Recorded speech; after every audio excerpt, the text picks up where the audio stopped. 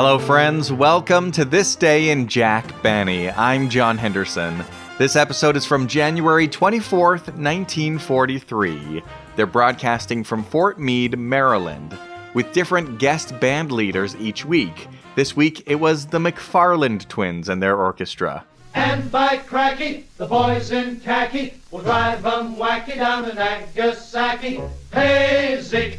Your country's calling through the countryside for men to fall in. Leave the farm to more and more until we win this gosh darn war. That was a McFarland Twins record. This being wartime, one popular record was intended to ridicule the enemy, Der Fuhrer's face. When der Führer says, "Wie is der Master Race?" we right in the Führer's face. With fighting men overseas, at home, women could join the military as part of the WACs. In Washington, the commander of the newly formed Women's Army Auxiliary Corps begins her duties. Now, because of the war, there were shortages on meat, and in Washington, D.C., there was a housing shortage. I'm sorry, there are no vacancies. Positively no vacancies. Living quarters are hard to find, and it is common practice for war workers to live 5 in a room. Washington is like that. Director Frank Capra made a movie about Washington, D.C. just a few years earlier. Mr. Smith Goes to Washington. Not the new senator. Oh, he's marvelous. He's wonderful. Look, there it is. The Capitol Dome. See, it wasn't until I was fairly well along in the bus that I realized... Did you say bus? It was one of those sightseers, you know. And there was a bus outside, and I just naturally got aboard. I don't think I've ever been so thrilled in my whole life. And that Lincoln Memorial. Gee whiz. Now, if you're ready, Senator, we'll go over to the hotel. Senator Payne's waiting for you. Uh-huh. This episode features a parody of that movie. They actually did this parody once before when the movie was new, back in March of 1940. Although this episode has some changes. Meanwhile, on the radio, you could also hear Jack Benny's rival, Fred Allen. Hasn't the meat shortage bothered you? Oh, it's brutal. Really? Last Saturday night, I go into the market. Well, how much meat did you get? The butcher's a friend of mine. Yes? He let me smell the meat hook. Then there was the comedic character actor W.C. Fields. Gentlemen, after much meditation, I've decided to consummate a deal. They also mention snake charmers. It's a trick to hypnotize a deadly snake. And an atomizer is essentially a spray nozzle. If you'd like to contact me, you can email jackbennypodcast@gmail.com, and you can find more episodes at thisdaybenny.com. So get yourself a bowl of Grape Nuts Flakes and enjoy the show. Grape Nuts Flakes program coming to you from Fort Meade, Maryland, and starring Jack Benny, with Mary Livingston, Dennis Day Rochester, yours truly, Don Wilson, and one of the country's newest dance bands, the McFarland Twins and their orchestra.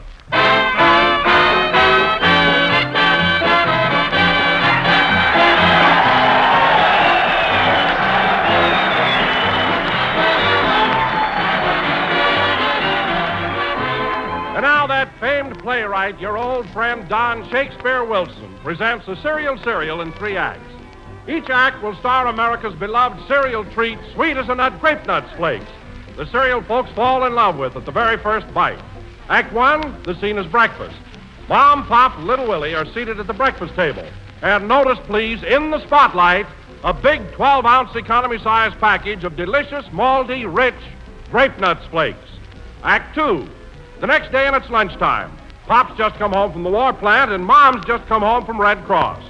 But Willie beats them both home, and his teacher told him that whole grain cereals make a swell luncheon dish nowadays.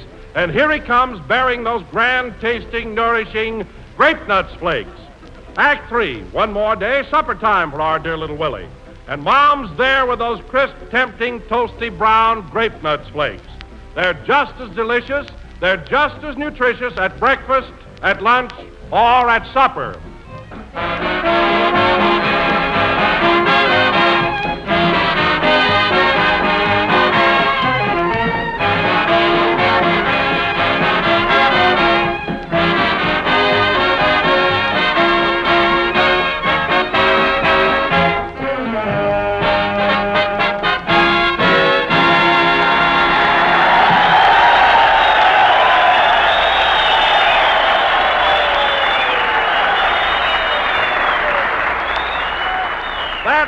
with a pack on his back, played by the orchestra.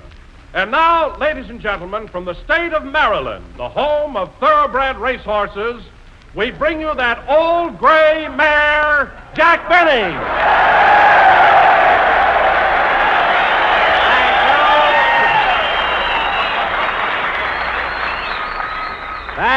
Thank you. Hello again. This is Jack Benny whinnying. And Don, speaking of horses, I wouldn't be surprised if all track records were broken this year. Race horses will run faster than ever before. How do you know? They've got to. It's either that or the meat market.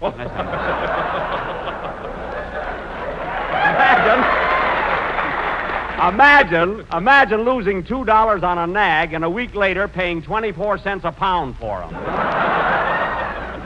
Oh, that doesn't seem right. No, it doesn't. Tell me, Jack, is this your first visit to Maryland? Oh, no.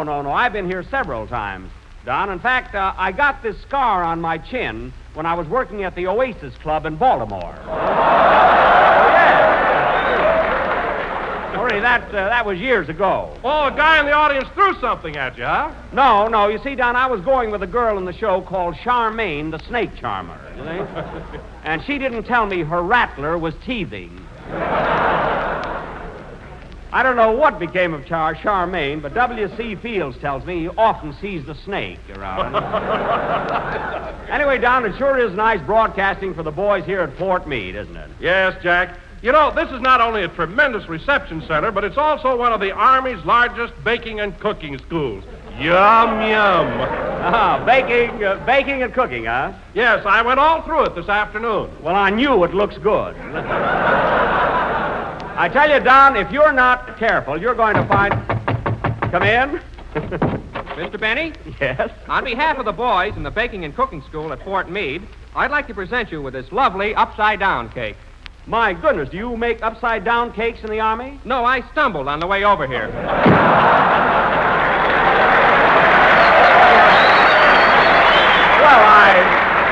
I appreciate it anyway. It's a wonderful cake. Oh, hello, Mary. Hello, Jack. What's going on?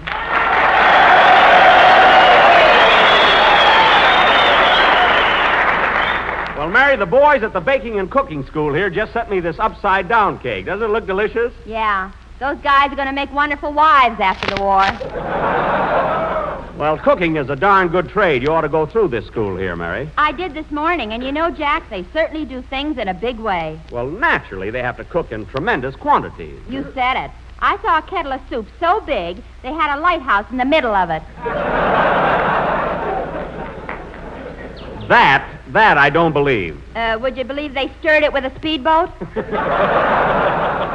No, nothing. You just saw a great big kettle of soup. What kind of soup was it, Mary?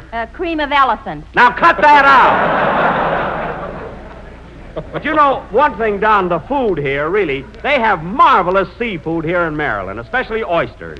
See, I had 8 dozen oysters for lunch. 8 dozen oysters? Oh, you must be awfully fond of them. It's not that. He promised some dame a pearl necklace. What else can I get a girl gives me so much nourishment? I'll get that necklace, too. Say, Mr. Benny, I was out in the hall just now, and I saw... Oh, hello, Dennis. Hello.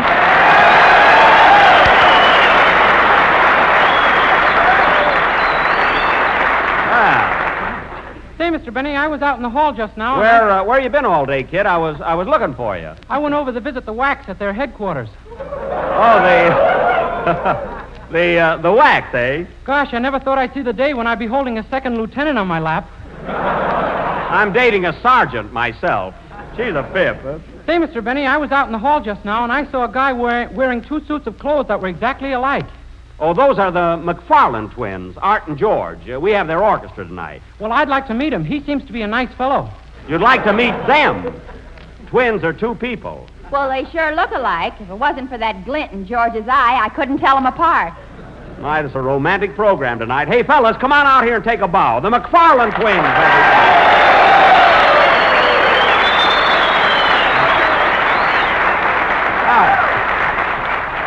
Gosh, I can't tell these guys apart myself. Well, fellas, I'm glad to have you on the program. How do you feel? To tell the truth, Mr. Benny, we're a little nervous. A little nervous, eh? Yeah, we didn't sleep a wink last night. Say, I'd like to get things straightened out here. Which one of you is Art and which is George? I'm Art and he's George.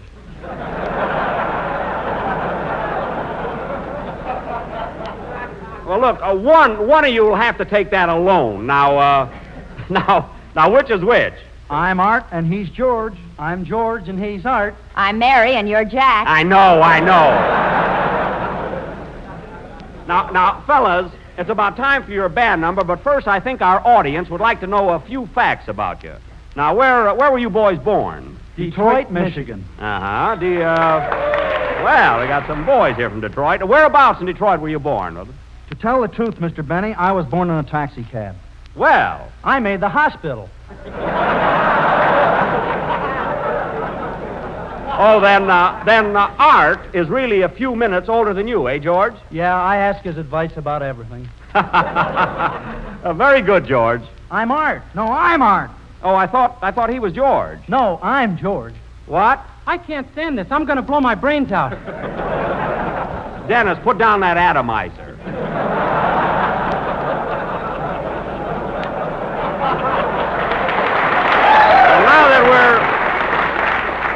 Well, now that we're acquainted, fellas, what do you say we have a nice hot band number? Just a minute, Mr. Benny. We haven't discussed our salary with you. Salary? Go ahead and play, fellas. Hey, we're not playing till we straighten this out. When do we get paid? Well, it's very simple. Sure. Every Monday, Jack invites us up to his hotel for roast turkey. Never mind. And we have to hunt for our money in the dressing. I did that just 1 week for a gag. I got 15 cents and a giblet. All right, let's have your number, fellas, and we'll talk about money later. Come on, boys, let's have it.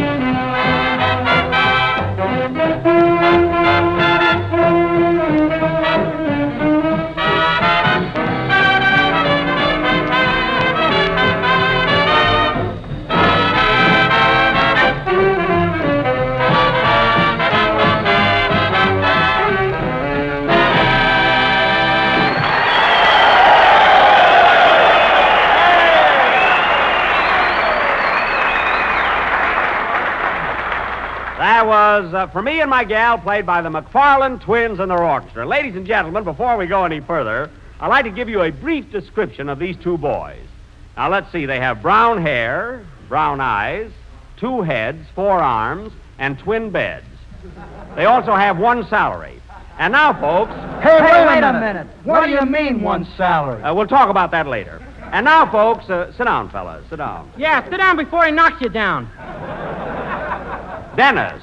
What was that crack, Benny? He said it, not me. Please, sit down. And now, folks, gee, I'd be a fool to start a fight with 2 fellas. Oh, really, I would have. You'd be a fool to start a fight with 2 girls. You stay out of this. And now, folks, for our feature attraction this evening... I think 1 girl could take you.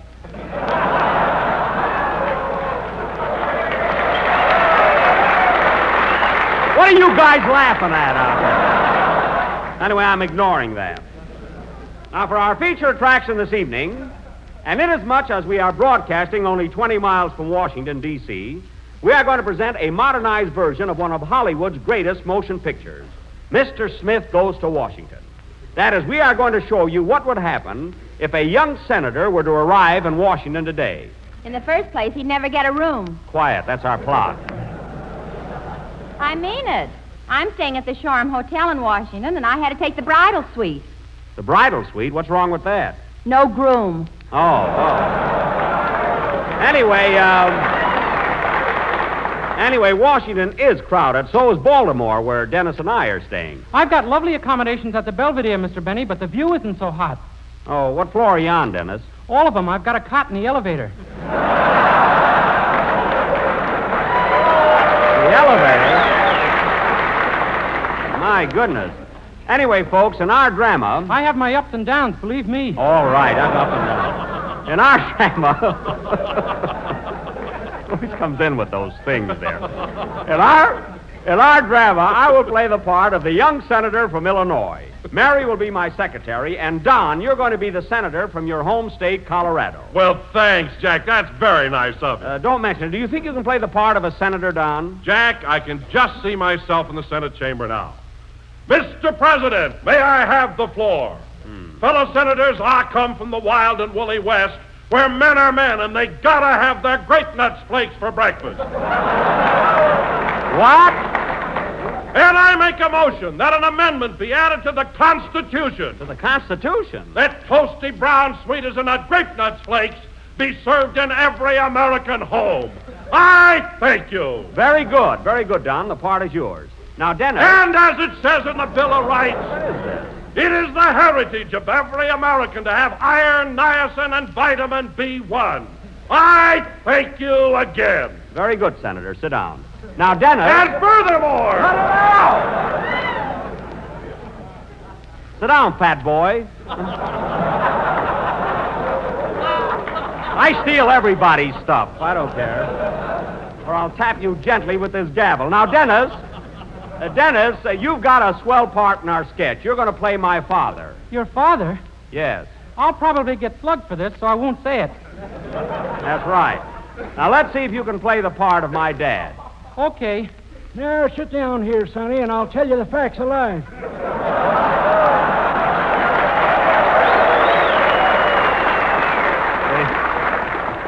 The facts of life? Good, go ahead. Now I'm stuck. Never mind, you'll do. Anyway, folks, our play will go on immediately after a song by my father, Dennis Day. Go ahead, kid.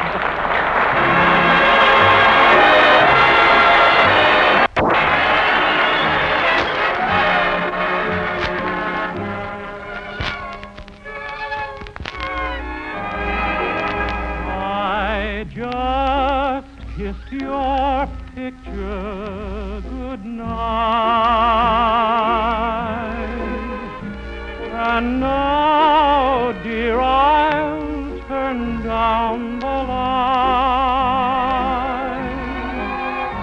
Your picture 'neath my pillow works like a charm, it seems. For you steal through my pillow into my dreams. You know we're not really apart, for we're still in each other's heart. So till the dawn, my darling, I'm sure that I'll sleep tight, for I just kissed your picture goodnight. I see your face before me, crowding my every dream. There is your face before me. You are my only theme. It doesn't matter where you are, I can see how fair you are. I close my eyes and there you are. Always, you know we're not really apart, for we're still in each other's heart. So till the dawn, my darling, I'm sure that I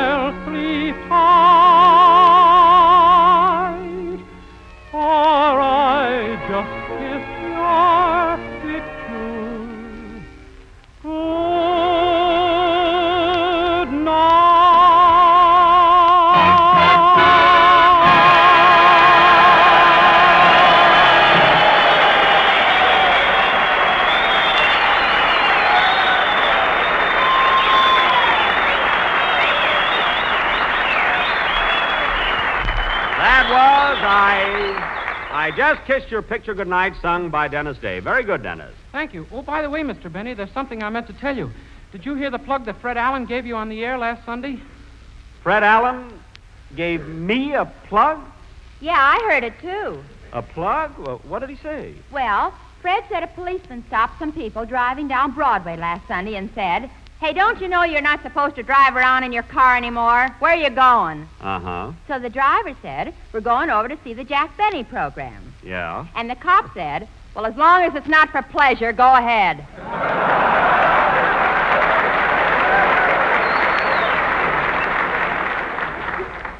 So that's the plug Allen gave me?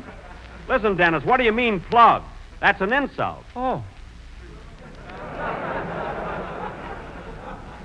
And now, ladies and gentlemen. Well, I still think it's nice that we're the only program people can drive to. Oh, quiet. And now, ladies and gentlemen, that kid's half Pollyanna and half stupid. And now, ladies and gentlemen, well, it's about time you were getting here. Hello, boss. Did you send for me?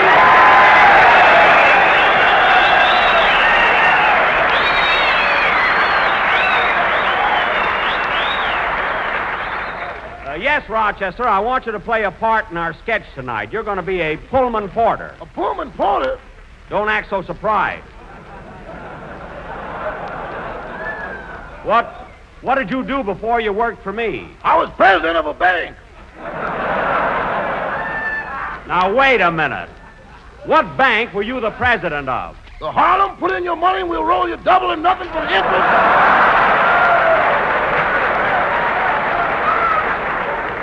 Trust company.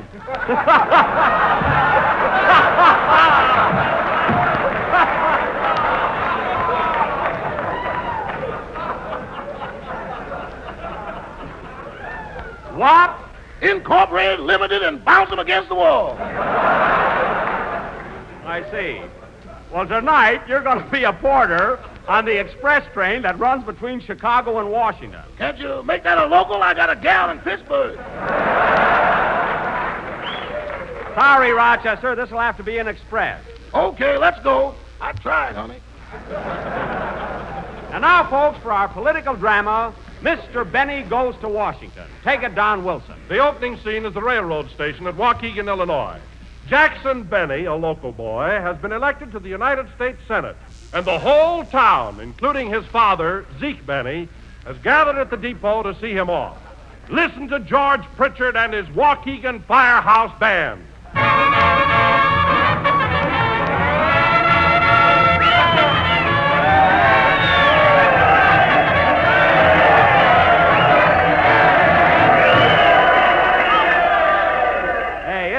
Isn't that thrilling, Dad? Those cheers are all for me. I'm mighty proud of you, son. Wipe your nose.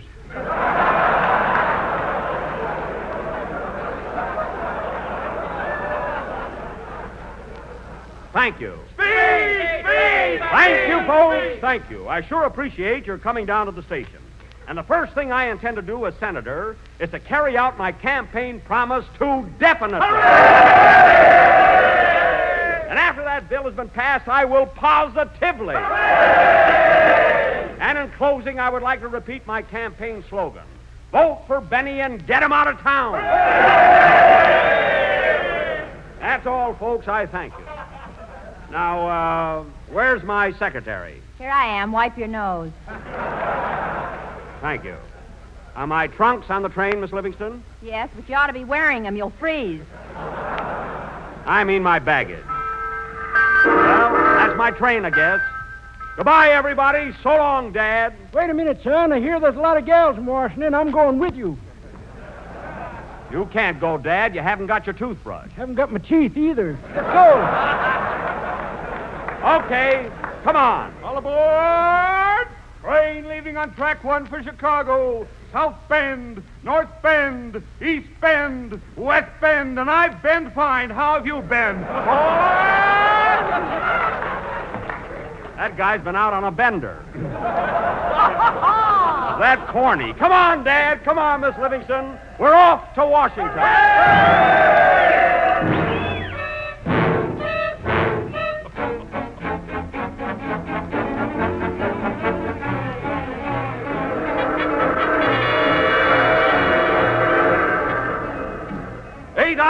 later, and our young senator is well on his way to the nation's capital. Just think, tomorrow morning I'll be in Washington. Washington, D.C. I've always wondered, son, what does the D.C. stand for? Yes, sir. Well, a senator's got a lot of important things to do. Might as well get started. Take a letter, Miss Livingston. I didn't bring my notebook and pencil. Oh, fine. You've been my secretary for 8 years, and you haven't taken down one word. Well, you haven't said anything. That's so. Just for that, sister, you can get off my lap. And then your father better get off mine. Well, the train's crowded. Now, where's my briefcase? Say, Porter. Yes, Senator? Have you seen my briefcase? I want to get my cough medicine out of it. Was that stuff cough medicine?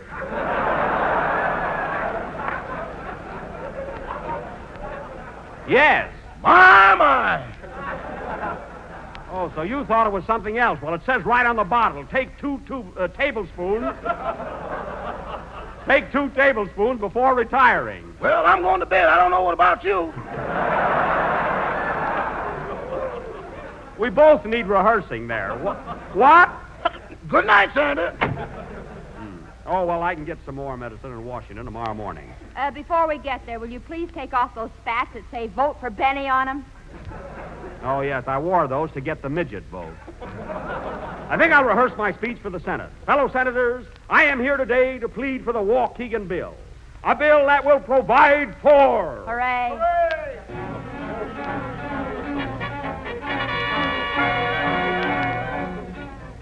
The following morning, and we find our young hero about to enter the lobby of a prominent Washington hotel.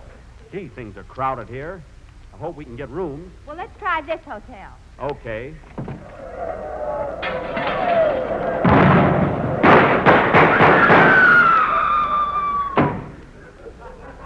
Well, they're full. I can see that.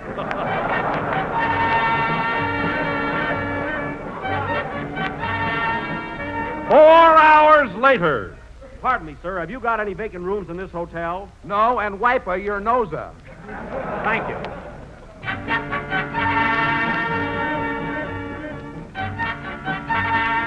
Three days later. This looks like a new place. Pardon me. Can we get rooms here for tonight? We have no rooms. We have no suite. We haven't even got a seat. But that's the way it always goes. I'm sorry, sir, and wipe your nose. Thank you.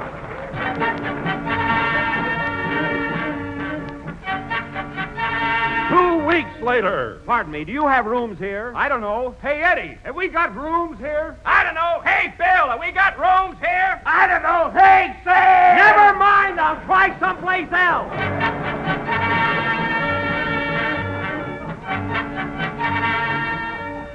One month later, and our weary group is still on the march. Walking. I'll never get to the Senate.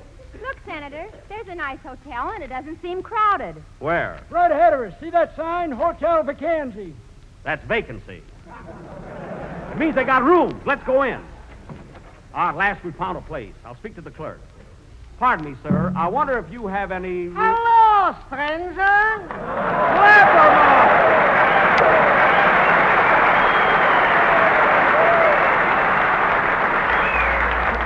Say, Slap, we saw your sign out front, vacancy. What can you do for us? Well, Senator, for 25 cents, you can hang all night in the coat room. Uh-huh.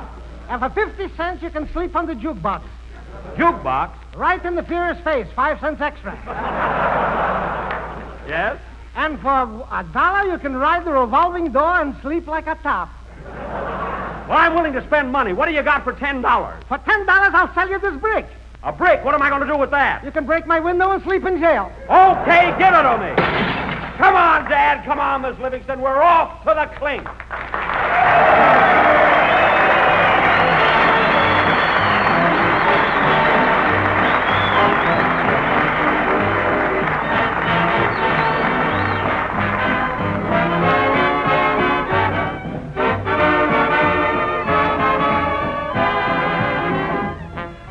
You know, friends, when I was a baby, I was such a little baby. No fooling. They used to call me Little Boy Wilson. No one ever thought I'd grow until, well, you see how it is. And what happened to me happened to crisp, toasty brown grape nuts flakes. They're fast-growing, too. In fact, Grape Nuts Flakes are the fastest growing ready-to-eat cereal in America today. And there must be a reason. Well, there's a reason, all right. Two of them. First, it's that distinctive flavor. The flavor you all love in Grape Nuts, presented in tempting flake form. And it's that nourishing goodness. For Grape Nuts Flakes bring you the important whole grain food values you find in natural whole wheat, including iron and 2 of the valuable B vitamins recommended for everyone by our National Nutrition Program. So ask your grocer for luscious Grape Nuts Flakes in the big economy package.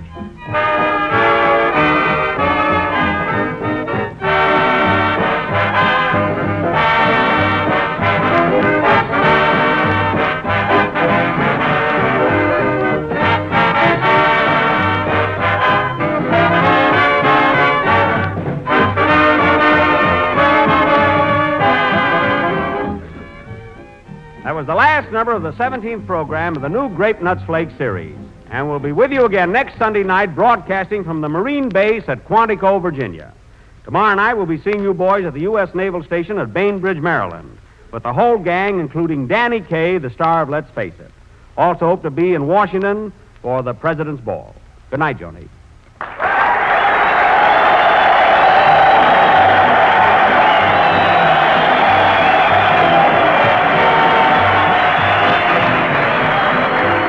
The Jack Benny program is written by Bill Maher and Ed Beloit. This program is for the entertainment of personnel at Fort Meade, Maryland, and does not necessarily constitute an endorsement of the product by the War Department.